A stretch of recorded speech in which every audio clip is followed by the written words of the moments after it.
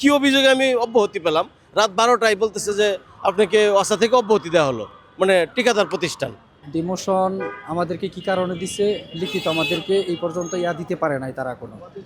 Demotion দিছে গত ডিসেম্বরের 11 তারিখ।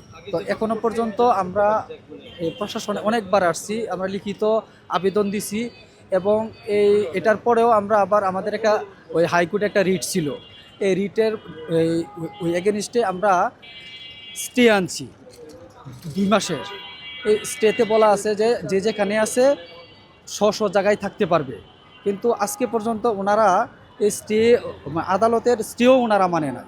এমডি মহোদয়, ওয়াসার এমডি মহোদয় আজকে পর্যন্ত এটা ওনারা করতেছে না। এখন আমরা বলতে চাই, আমরা এটাই যে আমরা যে যেখানে আছি স্ব জায়গায় আমরা থাকতে চাই। মানে আমার কোনো অভিযোগই নাই যে আমাকে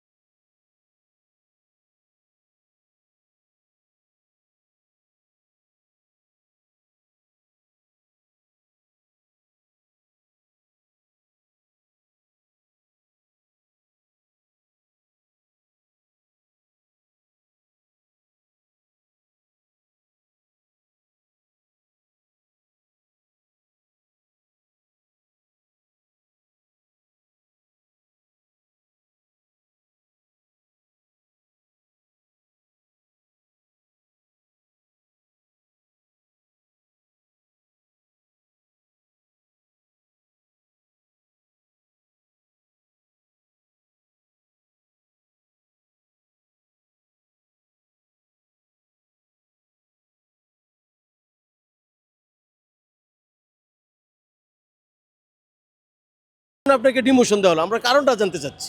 ওনাদের কার্যক্রম, ওনারা আমাদের যাদেরকে ডিমোশন দেওয়া হয়েছে, আদালত ওনাদেরকে সব পদে বহালের জন্য হাইকোর্ট থেকে রায় দিছে, ওনারা সেটারও কোনো তোয়াক্কা করে নাই। আপনি চাইলে কপি দেখতে পারেন, আমাদের কাছে কপি আছে। আমরা অফিসকে জোনাল প্রদানের মাধ্যমে হেড অফিস পৌঁছে দিছি, ওনারা এগুলো কোনো তোয়াক্কাই করে না। যারা আদালত মানে না তাদের আমরা কার কাছে বিচার চাইবো? আমরা প্রধানমন্ত্রীর দৃষ্টি আকর্ষণ করতে চাই।